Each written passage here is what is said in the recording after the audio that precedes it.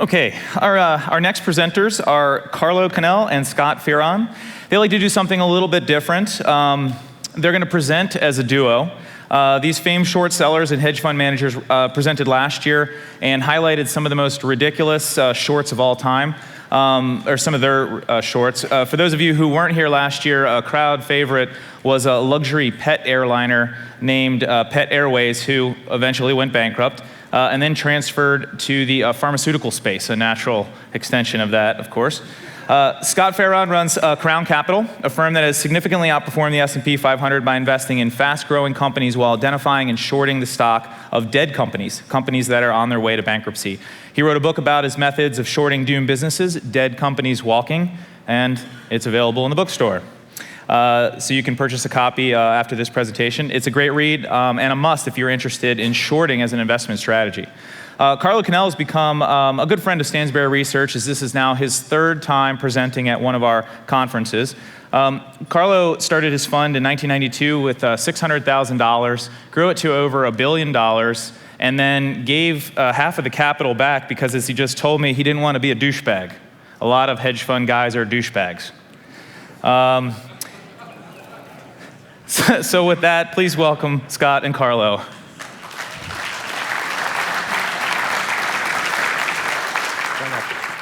I'll try not to trip. Thank you. Thanks. Thanks. Okay, well, what an introduction.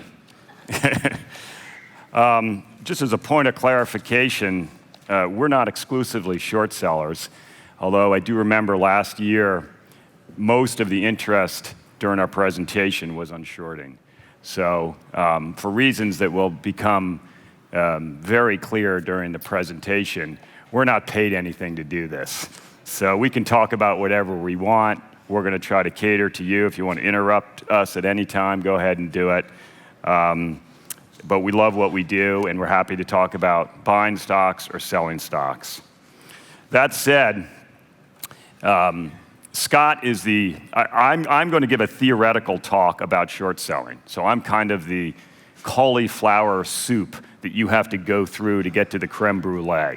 So if you can just suffer me a little bit, and then we'll get to the funny and entertaining and probably more profitable and commercial aspects of this presentation. Okay, so I will begin my presentation. So I'm going to talk about biology, and I'm going to talk about investing.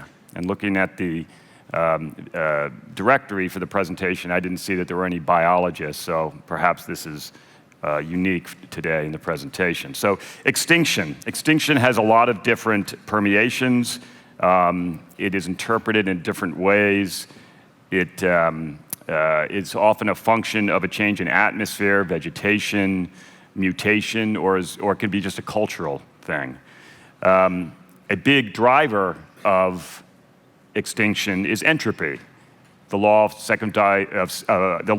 of thermodynamics is very clear that things gravitate towards disorder, and you need to constantly put in energy in order to maintain order.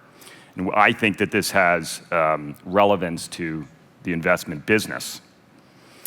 So the first example I'm going to use is Stellar sea cow. So these, many years ago, these were just big, floating, fat corpuscles of oil. And they up and down the, sort of like the Arctic sea cow corridor from Vancouver up into Alaska. And it was a wonderful life that these sea cows lived until the arrival of the Europeans, where they just kind of just like harpooned them and took the skins and the oil, and off they went back to Europe. And then with a relatively short amount of time, the poor sea cow was extinct. So that has relevance to my world in some restaurant stocks. So I took the class of 1983, and look how rapidly these companies faded. And in fact, the CAGR is much less than that because I only took the data to 2005. If you were to extend it further, you would find that most of these companies zeroed out entirely. Restaurants are a very difficult business. For those of you who have experience in the restaurant industry, I think you may agree with me. What's interesting here, and as it relates to my discussion today, is what I call the June bug effect. So in 1983, when these restaurants came out, they were very popular. They were like the sea cow. Everyone rushed into Noble Romans or Victoria Station or Ambassador Food. And they were very popular, and a large percentage of their mix was alcohol, which drives the margins for a lot of restaurants. And then something happened. It wasn't so fun to go to Chi-Chi's, or it wasn't so fun to go to Consul Restaurant or Twisty Treat. And most of these companies became extinct, as we know. So only a very few portion of the companies that are birthed today, whether they're dry cleaners or whether they're semiconductor companies or whatever they may be, are actually going to stay the passage of time. And I know that's not a very uplifting comment, but this is the law of nature. Business is very, very difficult. Okay, so example number 2, sexual selection, another driver of extinction. So a long time ago, when the climate was colder, there was a lot of fauna.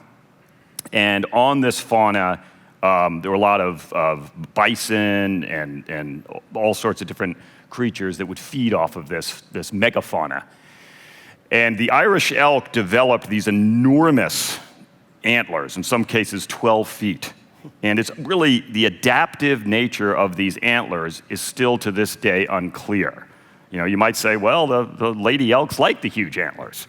Well, they don't really know why, but they do know that when the end of the ice age, the grasslands disappeared, and the phosphates and the calcium that were necessary to produce these ridiculous, oversized antlers diminished, and so there goes the Irish elk.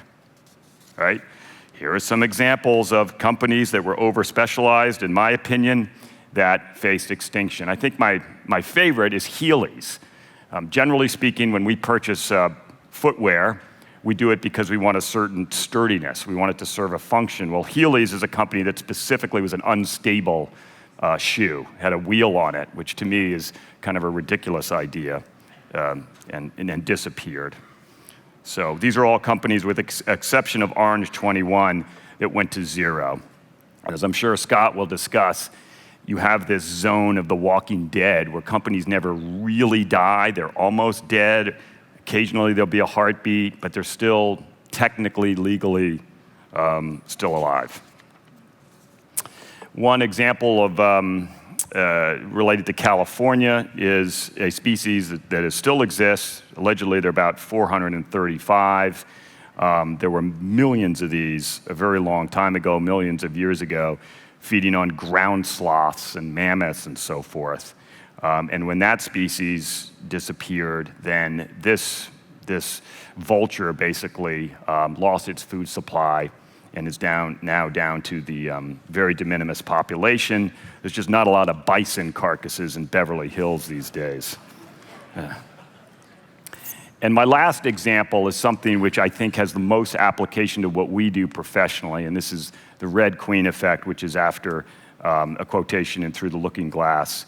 It takes all the running you can do to keep in the same place. So you get cheetahs get faster, and then their prey gets faster, and it's just this massive improvement in speed and processing and what have you. And at the end of the day, from a corporate perspective, the consumers benefit, but the companies don't really benefit. Microwaves get cheaper and cheaper and cheaper, and you can buy them at Costco for $49, and they're miraculous pieces of equipment when you think about it. But I don't think any of us would gravitate towards being shareholders of microwaves. So here is an example of some semiconductor equipment companies that I think just, when I think of an industry that's just a horrible business, it's semiconductor capital equipment. And you can see here, like the case of the restaurants, the very dramatic mortality rate, frankly, of this industry. And Scott probably is short most of these companies listed here. even though it was a long time ago. So I'm going to hand it over to Scott, but I wanted to set the framework of mortality and extinction and how it relates to the investment business. And before I hand it over, I want to just try to suggest that we all want to believe. We all want to gravitate towards that wonderful experience that we have when we buy that stock and it just goes to the moon. And not all of us are hardwired to be somewhat mutated like ourselves, to be so innately skeptical. But in this building, there are hundreds, thousands of people that believe that if they go downstairs and they put that money on red or whatever it is you do, that they will win. They will win. And that creates an incredibly attractive environment for prudent and balanced short sellers. Because we all want to believe and we all want to do that. And I think the best hedge fund managers are just like radiologists. We're just like drone, just without emotion. We don't care. We're long, we're short, and we just green eye shade, stick to what's relevant. So creme brulee, Scott Fearon.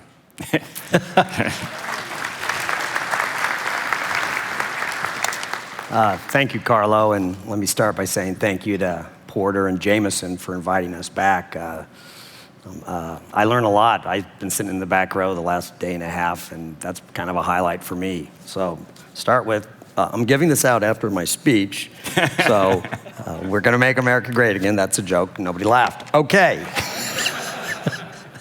When I was a kid at Stanford 35 years ago, a professor once said, hey, tell them what you're going to tell them, then tell them what you told them. So what I'm going to tell you are 4 things. I'm going to tell you a little bit about me. I'm going to tell you kind of a few simple rules on how to buy and sell stocks so that hopefully you guys can preserve your hard-earned capital. And then I'm going to talk about 3 other industries. Carlo's already talked about 2 that literally died, that disappeared from the American landscape, and some of the stocks in those industries. And then last, I'm going to talk about, or try to predict, 3 industries that are currently thriving today, but they could also disappear in the next 5 to 10 years. And the lesson hopefully learned as I talk is that, hey, got to be very careful as an investor. You want to play defense, not offense, right? The guy with the most money at the end is the guy who doesn't make a catastrophic investment mistake. So me, Carlo and I, we live about, half a mile apart in Marin County. I manage a $100 million hedge fund in the Bay Area. I've been at it for 24 years. Kind of the way I do it's different than most. I've been to visit 1,800 company headquarters over the last 24 years. You name the company, I've probably been there. I didn't know he was going to mention Healy's. I went to Healy's multiple times in Dallas. And that company at the very end was liquidated for about $1 a share. The stock was 40, and then it just evaporated because at the end of the day, nobody wanted to wear shoes with little ball bearings under them. Last week alone, I visited 11 companies in Dallas, Houston, and San Jose. So I'm kind of taking this week off, just listening, not running around visiting companies. But my pride and joy of running my hedge fund is I've been short over 240 companies that have filed bankruptcy and whose stocks have gone to zero. And while I'm not recommending that you all short stocks because it's treacherous, right? You have unlimited risk if you're wrong. I think there are lessons to be learned from being very careful when you buy stocks in certain industries. So very simply, simple rule for everyone in this room. If everybody in this room simply never bought the stock of a company that's losing money and never bought the stock of a company below $5 a share, I suspect I would save this room literally millions and millions of dollars. The fact of the matter is, unprofitable companies that are public, stocks that are well below $5 a share, if you back test it, they severely underperform the indexes. And I know everybody's got a story about a $2 stock that went to 10 and they got a new management and a new product cycle. But for every winner in that category, there are going to be 10 to 20 losers that stay below 5 and eventually go bankrupt. And maybe the most powerful thing I've read in the last year and a half was a report by JP Morgan Asset Management. And I'm going to just read you 2 sentences from that report that I continually think about, and I think you should hear and think about as well, which is that This guy wrote a lengthy 50-page report analyzing the Russell 3000. Okay, that's the 3,000 largest companies in America. And quote number one, looking at the universe of Russell 3000 companies since the year 1980, roughly 40% of all stocks in that index suffered a permanent 70% plus decline from their peak value. That means the stocks cratered 70% and never recovered. Today it could be GoPro, today it could be a Fitbit. You all probably have experiences with stocks that have dropped significantly, but the reality is almost half of all stocks have a 70% decline and never recover. And that's why one of the great little tidbits of advice is never try to catch the falling knife. You never know how low a stock's going to go when the company hits a period of down revenues, down earnings, et cetera. And the second sentence from this JP Morgan report is that, quote, the return on the median stock in the Russell 3000 since that company's inception versus the index itself was negative 54%. So what that tells you is that most stocks underperform the indexes, and by a lot. And that's common sense, right? I mean, if you're lucky enough to own Facebook, Nike, Google, these are the stocks that rocket for years and years and years and are disproportionately important to the performance of the index. And underneath those handful of significant winners, you have hundreds of low-priced, troubled companies whose stocks severely underperform the index. Can I say a word about Go indexes? right ahead. So, I have a pet peeve with indexes, right? Because indexes are carefully pruned gardens, right? Think about it. Every time there's a company in the S&P 500 or Russell 2000 or whatever that demonstrates some traces of cancer, out it goes, right? And so really, when we look at stocks, and I look at the mortality rate, you can't have the S&P 500. That's like the all-star team. It's not really fair. You need to weight it and have the entire universe. You need to have these patients in the index. And so one of the things that I'm interested in, and I think Scott is too, although maybe he doesn't think about it in such a perverse way as I do, or in general, is I want the antimatter. I want the inverse of the Russell 2000. So which are the companies that never could possibly be in that index? Which are the ones that are yanked out of the index for very good reasons? And what is the probability of those companies being readmitted into this elite squad? Very low. Low, like close to zero. Yeah. So 3 industries that have disappeared. Carlo touched upon 2. He touched upon restaurants where the fatality rate is gigantic. Semi-equipment, another industry that has more losers than winners. I'm going to touch upon 3. Video rental store. The entire industry's gone bankrupt. I talked about that last year. Payphones. They used to be publicly traded payphone companies. And third, pagers. There used to be an entire industry of companies that manufactured pagers. They were publicly traded companies that did just that. And what's, I think, interesting to keep in mind is that as the publicly traded companies in these 3 industries, the stocks started to go down, the fundamentals looked fine. The companies, every 6 months, looked like they were even cheaper on a multiple of earnings, cheaper on a multiple of cash flow. But guess what? The entire industry was sunsetting. So video rental stores, which I touched upon last year, I had fun doing it. Blockbuster Entertainment was a company I visited in Dallas back in 1999. Stock was already down to 5, but it was still a large company with 9,000 stores. But basically, that entire industry was facing literally extinction. Why? Because of Netflix, because of the fact that movies were going to be downloaded electronically, or at the very least, you could get it in the mail and not have to pay a late fee.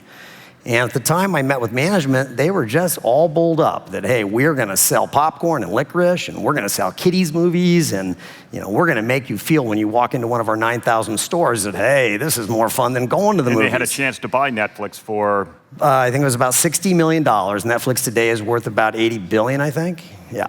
So, hey, management made a big mistake, but if any of us in this room had gone into that office in Dallas in 1999, you might have been tempted to buy the stock. And guess who else owned the stock in 1999? An investor you guys might have heard of. That was Carl Icahn. And he has said many times that was the single worst investment mistake he's ever made. So takeaway, be careful. When a stock's at 5 down from 40 in an industry that is starting to be disrupted by another technology, at that point you should say like, hey, no interest. Payphones, this is mind-blowing. There were 3 publicly traded payphone companies. Has anybody here ever used a payphone in the last decade? Anybody? Put a quarter into a payphone? I mean, that's what you do if you go to prison, right? I mean, that means Carlo might have done. So there were 3 publicly traded payphone companies, and yes, they were very cheap at the end. In the late 90s, in fact, we had the largest number of payphones in America. We had over 2 million. Today we have about 400,000. But the publicly traded companies in the late 90s looked very cheap on a multiple of cash flows, but there was a problem. The cell phone industry was basically putting the payphone industry out of business. Pagers, I love this one. Pagers, I was in the offices of a company called PageMart. Again, it was a Dallas company, and 15 years ago. And the chief financial officer tried to convince me that, hey, we're not worried about cell phones. They don't bother us at all. Hey, most doctors and medical professionals, they don't want you to be able to get a hold of them. So they'll have a pager on the right side of the belt, and they'll have a cell phone on the left. I looked at the guy and I'm like, you gotta be kidding me. You really believe that? And the guy's like, well, yeah, which means he didn't. He was hoping his job depended on that being true, and it didn't turn out to be true. And all of the publicly traded paging companies they filed bankruptcy. So these were companies in sunsetting industries whose stocks looked very cheap, and they all went broke because the industry sunsetted out of existence. So, hey, or they were fraudulent. I mean, one of the things that which I like is the fraud. I mean, so. Well, we love frauds if you can find them. You know, I said this last year. There are 3 times, and I wrote this in my goofy book, which I'll talk about. 3 types of stocks that go down and go away. There are frauds, there are fads, and there are failures. It's really hard to catch a fraud, an MCI, or I don't know, Enron. I mean, it's very hard to catch a situation where it's an accounting unraveling. And fads, Healy's was a fad, I guess. But most failures are the type of stocks that go broke. They just too much debt, shrinking revenues, stock goes down a lot, goes single digit, then it goes chapter 11. It's 3 industries. And if you disagree with me, fine, tell me afterwards. The first is obvious. The newspaper industry is going out of business. Sad, I'm a newspaper addict. I read the New York Times, the Wall Street Journal, the San Francisco Chronicle every single day. I read the paper version. I'm like the last guy who does that, I think. I try to read these things online. I hate reading these things online, but the kids will not read a paper newspaper 5 years from now. My 2 kids, 22 and 25, they laugh at me when I hold the New York Times in my hand. They're like, oh God, you look old. Well, I am old. But circulation has dropped. It's almost been cut in half over the last 10 years, both daily and Sunday. Last year, Sunday circulation dropped 4% for all major newspapers in the US, and weekly dropped 7%. On what compounding that problem is the fact that ad spending on newspapers dropped almost 10% year over year. This trend is going to continue. And the sad fact is they're not able to offset that decline with digital ads. You just don't get the impact from a digital ad on a New York Times, Wall Street Journal, whomever.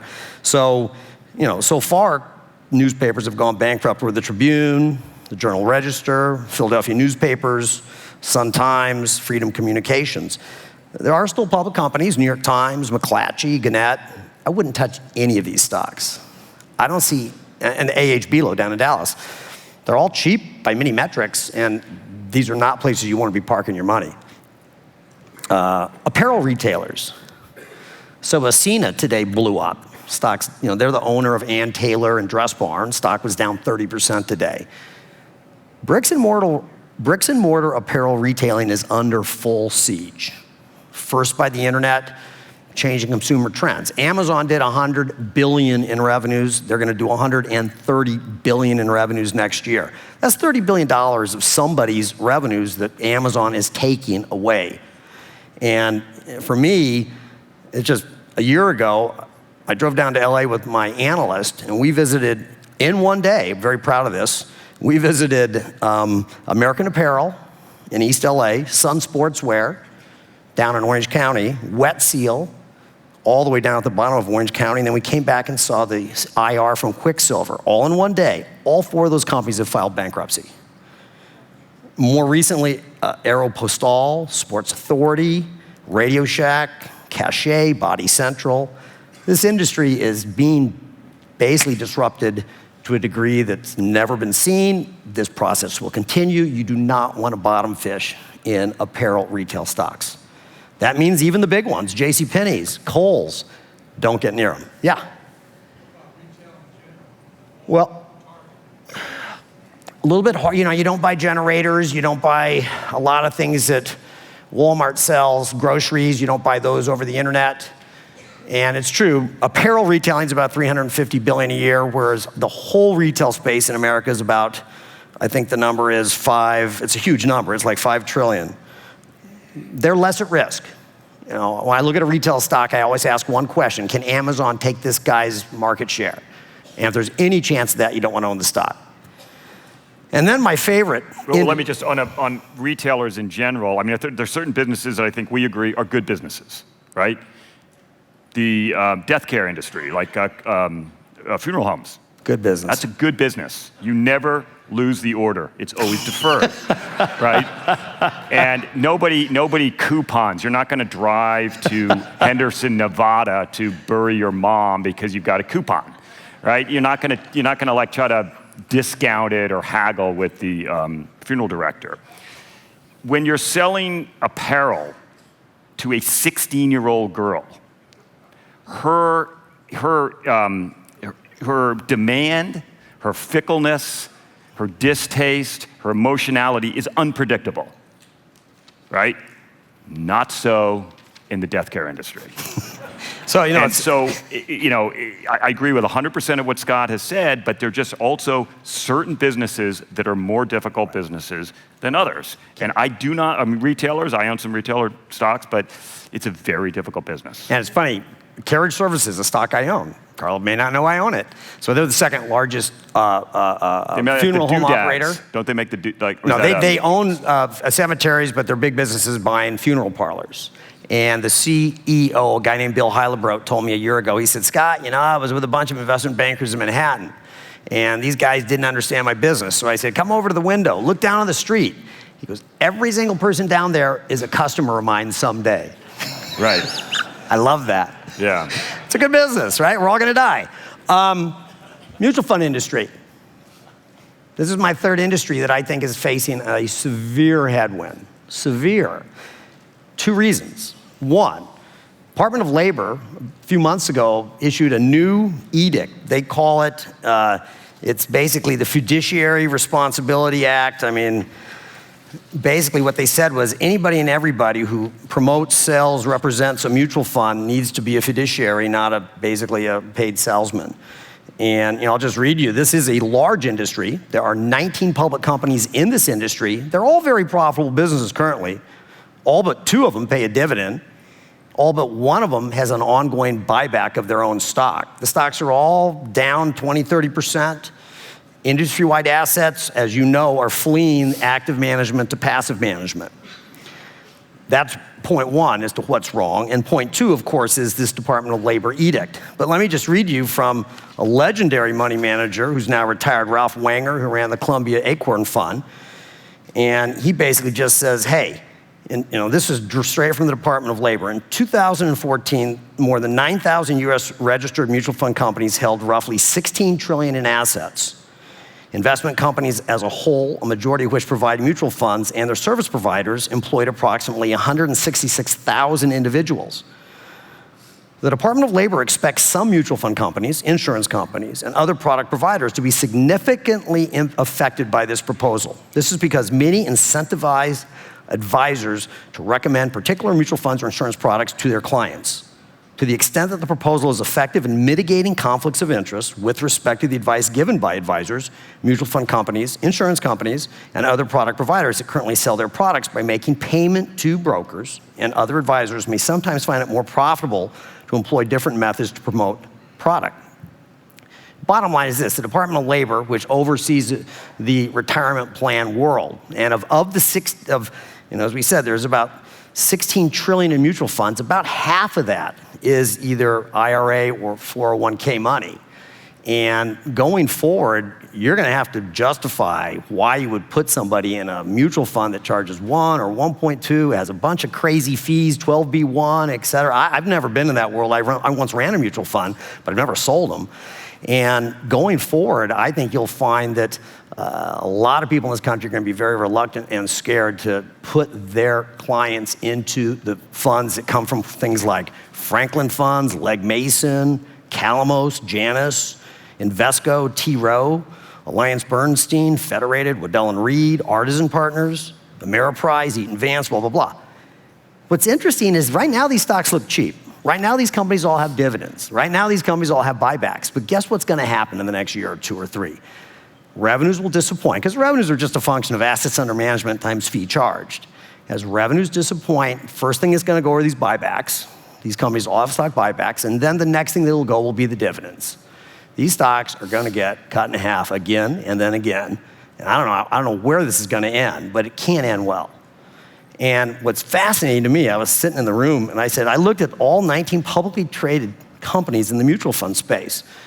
And in 2015, this industry generated $43 billion in revenues. This year, the Wall Street guesstimators think this industry does $40 billion, but it's going to bounce right back to $43 billion in 2017. How does that happen? It's not going to happen. Compounding the Department of Labor edict is the fact that, hey, it took us 40 years to go from 0% of all money in stocks and bonds. It took us 40 years to go from 0 to 20% in index product. I think it takes no more than 10 to go from 20 to 40 or 50%. And here's why. When returns in the stock market, if they're lower in the next 5 to 10, 15 years, which I don't see how they're not. I mean, we're not going to grow very fast as a country. We have too much debt. Corporate earnings will grow at a slower rate than they historically have. And eventually rates are going to go up. And in that environment, it's hard to see the S&P compound at 10% or more.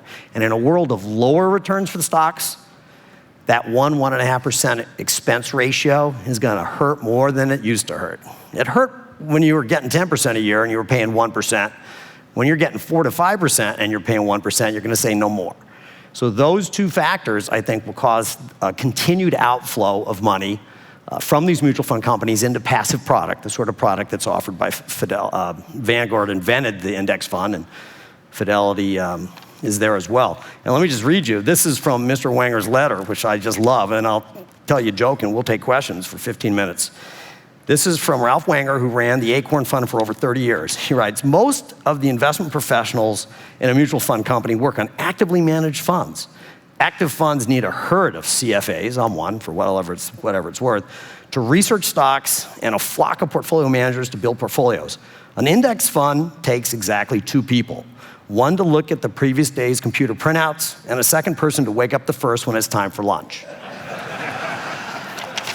So, in my $100 million fund, we're short a couple of those stocks in that sector. It's going to take multiple years, I think, for the bad news to start impacting the stocks. First the buybacks end, then the dividends get cut. But I'll end you with one of my favorite jokes about the investment business. And I've been watching the other speakers, and there's been a little talk about insider trading. And as you guys know, about 80 people have been convicted of insider trading, and I say good for the government because, the few bad apples hurt our whole industry. Most of the guys I know who run money are real hard-working, honest engine guys. They're not front-running crooks. But so this money manager, maybe one of Carlo's friends, gets convicted for insider trading. And, oh man, he's got a sentence. He goes to Club Fed, and he sits down with the warden. He says, hey, okay, I was trading on the inside, I was front running my client, other people's trades. He goes, so I'm here for 3 years, Mr. Warden, what do I do? And the warden says, well, prison is about making decisions. On Monday, we play softball. Do you like infield? Do you like outfield? The guy goes, oh, outfield. I love catching fly balls. Warden says, great. Tuesday's tennis day here. Now, do you like playing the doubles bracket or do you want to be singles? The guy, oh, singles, I'm a lone wolf money manager. I want to go it alone and I'll probably win because I'm a competitive, aggressive guy. And the warden says, hey, that's super. Now he goes, Wednesday in prison is always sex day. Now, do you like heterosexual activity or homosexual activity? They goes, oh, heterosexual. Warren says, you're not going to be liking Wednesday.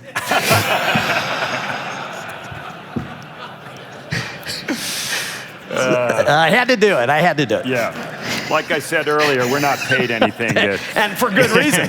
So, Yeah. okay, guys. Hey, last but not least, I'm a book nut. I wrote this because I lecture at UC Berkeley. All the money goes to charity, kids' charities. So if you want to buy one, great. If you want to email me, call me after you read it. I'd love to talk to you. It's just kind of 40 vignettes about these companies I've been to visit that went bankrupt. And I think it's a good learning book. I mean, it's an easy read. It's 200 pages. You'll zoom right through it. And that's about it. So we got 11 minutes. Let's take questions. Yeah. Tesla. Carlo? What was the question about Tesla? They literally advertise as the most shorted stock on the NASDAQ. Correct. Right. And there has been a study that high short interest is actually bearish. There was a Harvard Business School did this very long, complex study, which I read and I agree with. So the fact that there's heavily short interest doesn't necessarily mean it should be something bought to squeeze the shorts, because eventually the shorts will prevail, in my opinion. So Scott may have a different opinion. I am short Tesla, and I think this segues well into my presentation about mortality.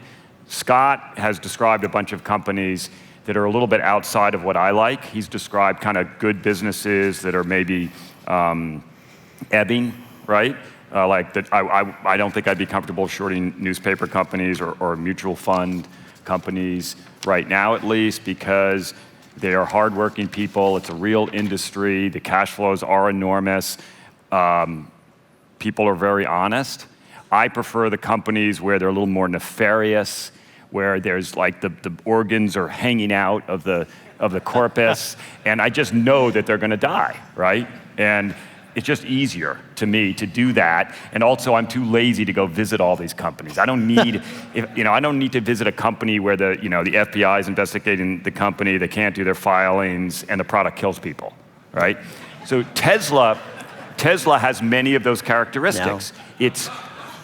The guy is lying again and again and again. Nobody seems to care for now.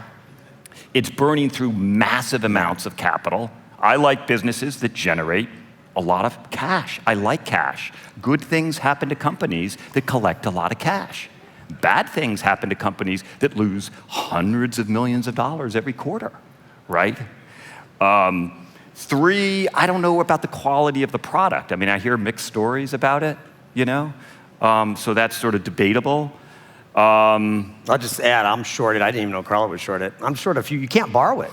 This is crazy. You cannot borrow Tesla. On my prime at Goldman Sachs, can't borrow it. And the negative rebate, which is a fee that we pay on each and every short position, has zoomed higher in the Solar City acquisition is simply crazy. I mean, it's like it shouldn't be allowed by the board. It looks like an act of desperation to bail out a company that was clearly in trouble, Solar City. And Tesla itself is in trouble. They lose tons of money. Every car company has an all electric product coming. I drove a Tesla. I don't own one. I refuse to. I drove one when I went to the plant for a day at Tesla, and it's a fast car, but the inside feels like, who here has been inside a Tesla? Who owns one? Yeah. Okay, my big concern was it feels like a Chevrolet. I'm sorry. I hate to be a snob, but it does. Other than that neat LCD touchscreen readout, the inside of the car in 3 years is going to look like a beat-up Buick. Yeah, and there are people that really believe in preserving the environment, and I'm not going to judge those people. I'm not one of them. But it's very hard to dispose of batteries. It's not good for the environment to bury batteries. It's one of the bad things. And also, a lot of the electricity that is consumed by the California hypocrites that are purchasing these vehicles are generated from coal plants out of California. And so, I could go on and on about Tesla. It's not really a core short for me and what I do, because I just prefer I want the cancer so set in that there is just no chance of the patient coming back. And there is a chance, one could make an argument, that Tesla could grow into its market capitalization in the next 500 to 600 years. And so, I don't subscribe to that. So you ask me about Tesla, I'll tell you about Tesla. I'm like, Herbalife. Yeah. It's in my book. Herbalife. I will never own it. I've never been shorted. I physically went to their headquarters in LA 15 years ago. Like, I think Mark Hughes hadn't even died yet, right? He was the CEO who died in his mid-40s of like prescription meds, and he was drunked up to a degree that even Carlo couldn't get to. And I think Herbalife is a multi-layer marketing scheme, but I don't know enough to have an opinion. It's amazing to me that companies like that are allowed to exist. I mean, they're selling false hope. The drugs don't go through the FDA process. We don't know what they do. They don't even tell you what's in their product. And when they get in trouble in Washington, they run to foreign countries to do more of the multi-layer marketing scheme, whether it be Asia, where they ran 15, 20 years ago, South America. It's just, for me, it's neither fish nor fowl. I respect Ackman, a man I've never met, and his ongoing battle. I haven't seen the movie, which is called Fighting for Zero, I think. It came out about 6 months ago at Tribeca Film Festival. It's all about Herbalife and his battle. But, it's kind of like with the Wells Fargo thing today. I was watching the testimony, and I'm like, God, will corporate America ever stop scamming people? And what Herbalife does is scamming people. There's no way around it. So like I said before, I'm less moral than Scott. And I think it's a good business. I mean, they are taking advantage of less educated people. They are taking advantage, a lot of the Hispanic community that is being abused by their practices, right? It's all true. The products are just bullshit, we all know that. But it's a good business if you can. Generates a lot of cash. That's right. why it's not a short. So I would buy it That's if I had not to a buy short. it. It generates a lot of cash. So, but then, hey, I mean, there's short sellers that are on these jihads. Right, and that'll lose you money every time. It's immoral. They're all immoral. Well, just become a politician. And it's hard for me. I want to make money. I want to enjoy my life. I don't get onto these jihads like Ackman that spends his whole life, Good point. just not. No, jihads are hard to fight. I mean, Ackman's down, 20% this year? He was down, 20% last year? I mean, he's going to lose his fun. He's right on excuse me. That was a mistake. That was Freudian. No, he's dead wrong on Valiant. I mean, the whole Valiant situation and now the Mylan situation. So I'm more of a moral guy than Carlo, I read Mother Jones magazine. And it kind of kills me when I see a Valiant situation explode on the horizon. I'm like, how can these New York hedge funds own this stock? I'm not saying you short Valiant, but what Valiant did is disgusting. It's reprehensible. I'll tell you why they own them, because we all want to dream, we all want to believe, and we buy stuff that's exciting. I'm into boring. And if you look at the companies that have generated the best returns, and I did this, I went over 60 years, what are the real titans? Apple Computer is the only exciting company. There's resin companies, insurance. It's true. Insurance, if you run an insurance company well, it is a great business. Boring as heck. I've had developed this almost crazy infatuation with mini storages. It's good just business. They're good businesses. You put them up Henderson, Nevada, at $40 per square foot, and if the people don't pay, you just cut the lock, and and so the way you do well, and you buy boring, good cash flow generative businesses, and you short these restaurants that are going to go out of business in 4 years. And by the way, we've had a lot of restaurants that came public 2 years ago, and they had huge, Fiesta Restaurant Group, Potbelly, Zoe's Kitchen. Noodles could go to zero. They have cheesesteaks and Asian noodles. It's an awful noodles. experience. I met with the CEO not once but twice. Super nice guy, but I mean, it's a great cheeseburger and it's a great chicken sandwich, which they just rolled out 2 weeks ago. I ate there. There's no cancer. There's no cancer yet. There will be. By the way, Chipotle, I don't see how they ever get a premium valuation again. I've been to their offices twice in Denver. They're really good guys. They're great guys. But it's over. That stock's going to go to 12, 15 times EBITDA, 15, 20 times EPS. And at those price points, Chipotle gets cut in half from here. But why short Chipotle when they're honest, they're hardworking? They you are, want to and find they're the smart. ones, the guys really that smart. are, their co-CEOs are quite bright guys. You want to have man jewelry and felonies, and you don't need to go there. Why? He's right. Okay, next. What? Well, this guy's right. Wait, this guy's been, no? All right. We'll go here and then here. Yeah. Hi. He works at Chipotle, so yeah. I'm sorry, I love it. I do like it. It's a good product. I just, Can you comment on debt pricing for these companies as a leading indicator relative to the equity? Can I take that? Oh, I want to take that. No, you go, I'll go, but you got to let me talk. I was trained as a credit analyst at Bankers Trust. That's how old I am. And so I look at the relationship, the way that the credit community looks at a company and the way that the equity community looks at it. And I remember I think it was Amazon a long, long time ago in the same building, Lehman Brothers, where the credit analyst was saying, sell the bonds, and the same day, the equity analyst was saying, buy the common. Well, they both can't be right. They both can't. Right? And so usually the credit analysts are right. Correct. And so I often look at the charts or look at the appraisal of the company through both lenses. It's a fascinating exercise. When a company has public debt, and when the yield on that public debt exceeds some, and we don't, you can screen on this, it gets complicated, but if the yield on the public debt becomes excessive, like 20, 25%, 30%, the bond world is telling you that company is probably going to go broke. Yield to never.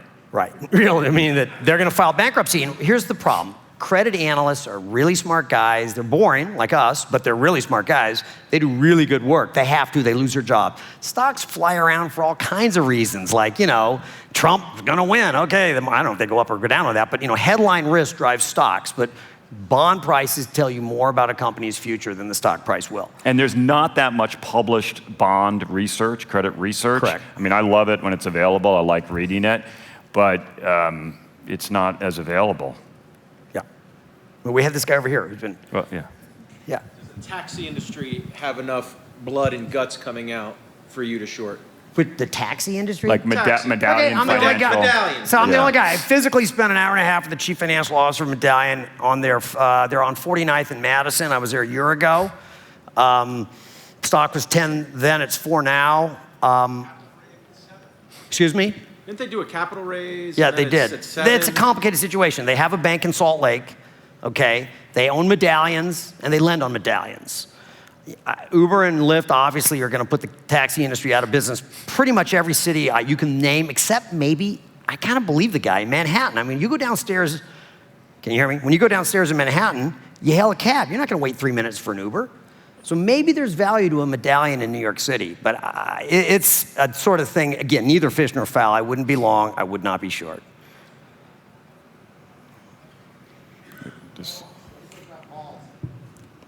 What was it? Excuse me?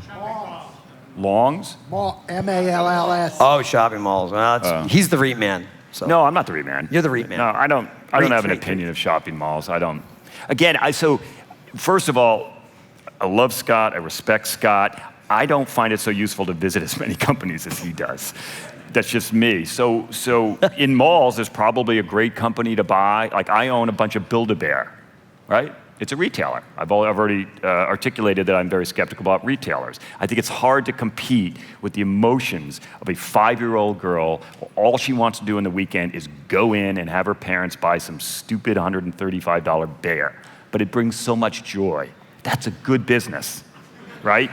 On the other hand, most malls are just filled with just dying companies, right? But you have to go to the mall to get to the Build-A-Bear. And you're dragged in. It's like crack cocaine to the 5-year-old set, right? You're dragged through the mall, and you're going to go buy Cinnabon, or you're going to go buy Ann Taylor, or you're going to go buy whatever this other stuff is. I buy everything online, so I just, I don't ever go there. That's why I don't buy anything. want to I be just wear long the same apparel clothing I've retailers. worn for the last 20 years. But anyhow, It's true. He goes to Costco for all his clothes. yeah, I do. I love Costco. But anyhow, it just, there's always, there's things you buy and things you sell in any industry, and I think shopping centers, whether you buy them, the underlying asset or not, would be one of them. We've overstayed. We're over our welcome time. Thank you, guys. Yeah. That was good. Make America great. Thank you, guys. Thank you. All right, you guys having a good time? So if you want to keep that going, there's 2 ways. You can be here tomorrow. Only Alliance members can be here tomorrow, though, but it's not too late. There's still some availability for tomorrow. Also, next year, not too late to think about next year, we do have about half of those early bird tickets still available, but we have already sold a substantial number. VIP in particular will probably sell out. We sold out this year, so you can pick that up starting now. Now we're going to do a break, so it's a great time to go over there, introduce yourself to the folks at our booth, and lock in some extra conference time. We'll see you back here at 3:35.